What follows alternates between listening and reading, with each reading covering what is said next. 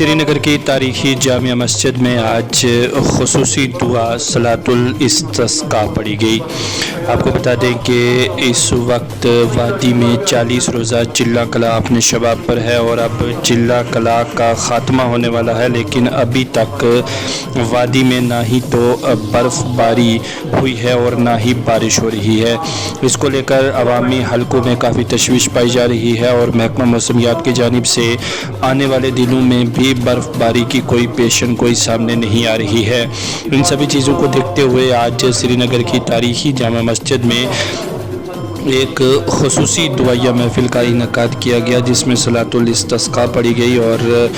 خصوصی دعائیں کی گئیں کہ آنے والے وقت میں بارشیں ہوں اور یہ چلہ کلا کا جو ایک موسم ہے، جو سخت